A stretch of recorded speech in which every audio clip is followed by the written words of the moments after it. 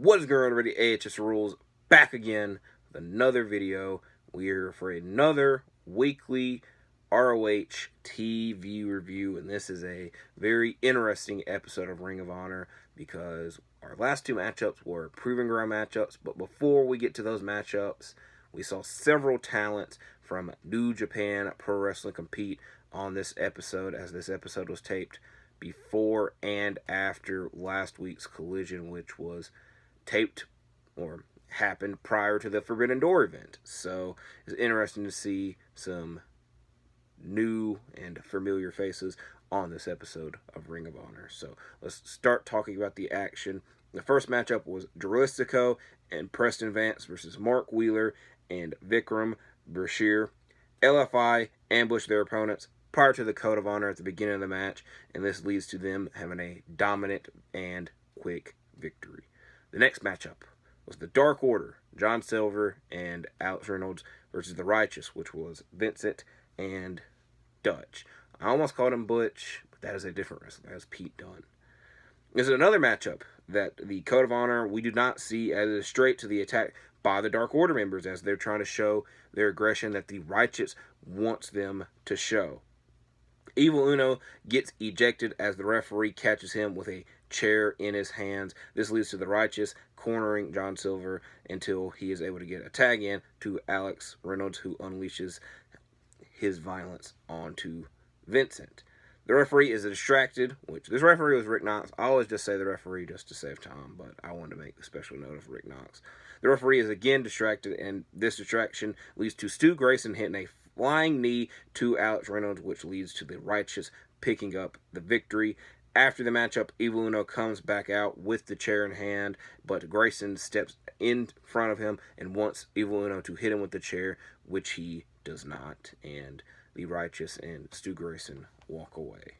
The next matchup is a rematch from last week, Diamante versus Layla Gray. Diamante has the advantage for the early portion of the match until they go to the outside and she was pushed into the ring steps. After hitting a running drop kick into the corner, Smart Mark Sterling puts Layla Gray's foot on the rope for the 2 count. However, he cannot help her as she gets hit with a crossroads in the center of the ring, leading to Diamante getting revenge for the events of last week and winning this match. This next matchup was very weird. They made special note that this was taped in front of the Chicago crowd, which was from last week's Dynamite, which feels ages ago, and I feel that they probably could have just not made note of it, but there's a bit of a spoiler, but the winners grabbed a certain flag, and then they grabbed a Chicago flag, so it just would have been weird. So this match was taped in front of the Chicago audience. It was the Lucha Bros, El Hijo del Vikingo, and Commander versus Gringo Loco, Shane Taylor, and the Workhorsemen. Penta and Gringo Loco start the match off, and Gringo Loco is distracted by the Sierra Miedo and gets super kicked by Rey Fenix, who is not the legal man, and this leads to all 8 men getting in the early portion of the match. After this, or before that happened, Gringo Loco kicks out of the Fear Factor, which is, I thought it was very surprising. I thought this was going to be a very quick match, but it was not because he kicked out. And then after this, Penta tags Phoenix in, but he's pushed into Phoenix, and this leads to Phoenix being cornered by his opponents. However, Commander and Vikingo are able to tag in different portions, and they do dives to the outside onto Anthony Henry and Shane Taylor, while the Lucha Bros are inside the ring and hit the Fear Factor and double stomp on Anthony Henry to win the match. And I just realized the mistake I made, because I said Anthony Henry got dived on by Commander. It was actually Gringo Loco and Shane Taylor. So I wrote Anthony Henry down twice. It is what it is. The Lucha Bros, El Hijo del Vikingo, and Commander win the matchup. Next, we go to the backstage. And Samoa Joe is talking about his upcoming match this Saturday on Collision against Roderick Strong, a match I am looking forward to very much. And he pretty much mentions that he has a history against Roderick Strong, and he's won all those matchups, and that Roderick Strong came up short. And speaking of coming up short, Stokely Hathaway pops up to remind Samoa Joe that he is partially in charge, as he is on the board of directors. And Samoa Joe, he was like, "You in charge? That's good." But Samoa Joe is in charge of Stokely Hathaway. Next matchup is Big Bill and Lee Moriarty versus Karu and Tarek. Again, it's very similar to the opening matchup, that with Big Bill and Lee Moriarty dominating their opponents this time around, and Lee Moriarty and Big Bill win following a Border City stretch by Lee Moriarty. Now we see some of the New Japan stars in action, as this is a 6-man tag team title match. The Embassy versus Los Ingobernables de Japón, Bushi, Hiromu Takahashi, and Shingo Takagi. Bushi tries to start the matchup off with Brian Cage, but he's not able to get Cage off his feet. Then he tags in Shingo, who is not able to get Cage off his feet. Then they tag in Hiromu, who smartly brings Bushi and Shingo back into the ring, and all 3 men work together and are able to get Cage off of his feet. But then the Embassy are able to corner Hiromu until he's finally able to get a tag into Shingo, who uses his power against Khan. Cage was able to slam Shingo and Hiromu at the same time inside the ring, but once he rolls to the outside, he is hit with the Black Mist by Bushi, which takes him out for the rest of the matchup.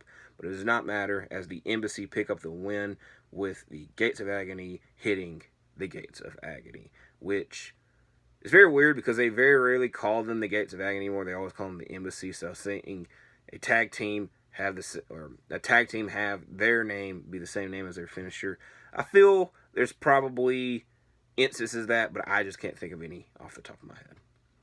Now we see another matchup featuring a New Japan star, this one being El Desperado versus Willie Mack. Willie has the advantage early, mainly due to hitting moonsaults and drop kicks, but then Desperado slowly starts targeting Willie's right leg, which deeply affects him as he misses a top rope frog splash, and he couldn't get up from it, and El Desperado wins the match via a underhook pile driver, aka an Angel's Wing, aka I googled what El Desperado's finisher's name was, and it was too long. I couldn't pronounce it, and I just wanted to call it the Angel's Wings to begin with.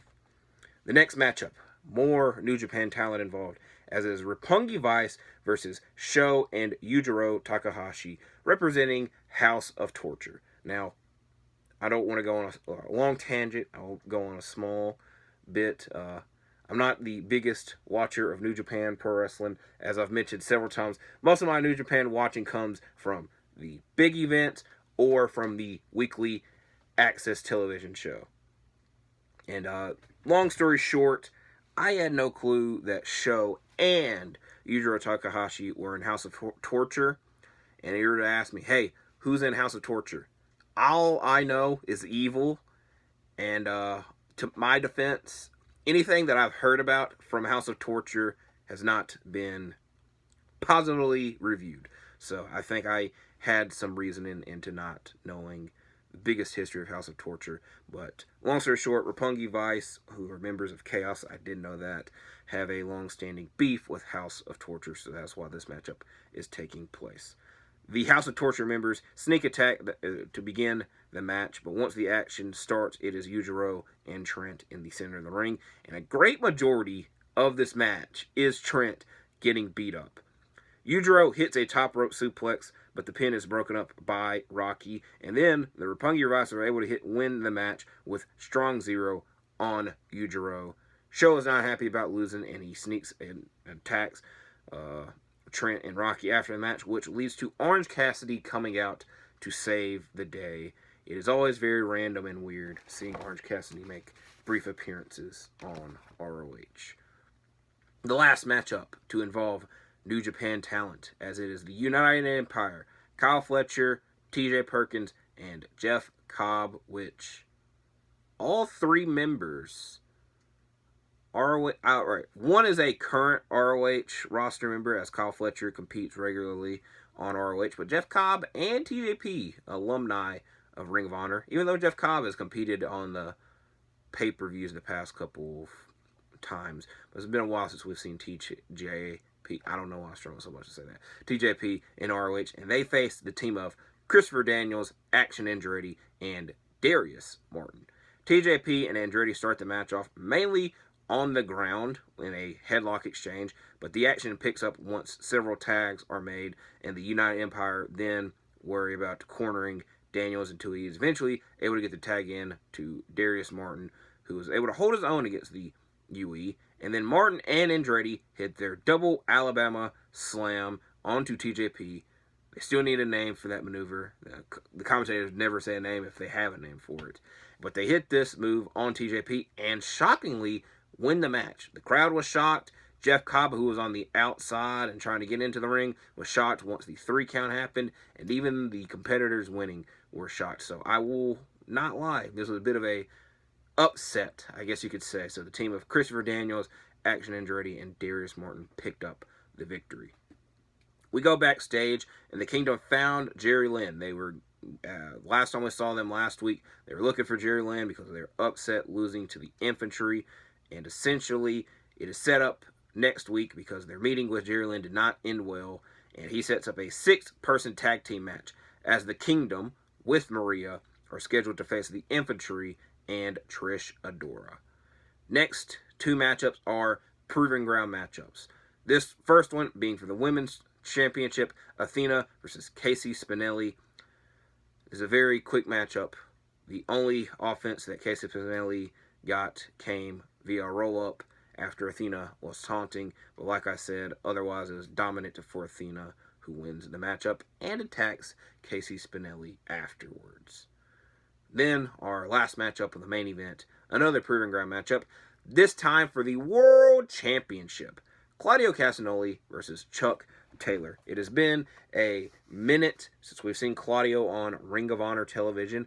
I believe, if my research is done correctly, the last episode he competed on was episode 13, but he did go to Japan during the last tapings, he was at Dominion during the last tapings, and then every week he competes on AEW, so it's understandable not seeing him.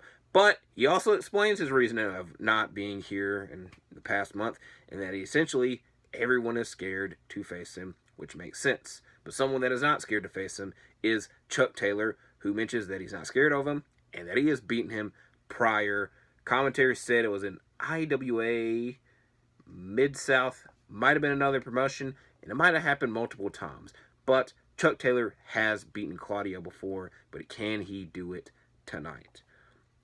The matchup starts with lots of shoves and forearms in and out of the ring, and then the action continues on the outside as Claudio throws Chuck Taylor into the crowd. And then at this portion, Trent and Rocky Romero make their way out to the ring to cheer on Chuck Taylor. And Chuck Taylor reverses a neutralizer with a roll-up, but could not do anything. It could not kick out of the Ricola bomb, which seals Claudio's victory. So I very much enjoyed this episode of ROH, mainly due to the New Japan talent being involved. This special edition, I guess you could say. I'm intrigued to see what happens next week, because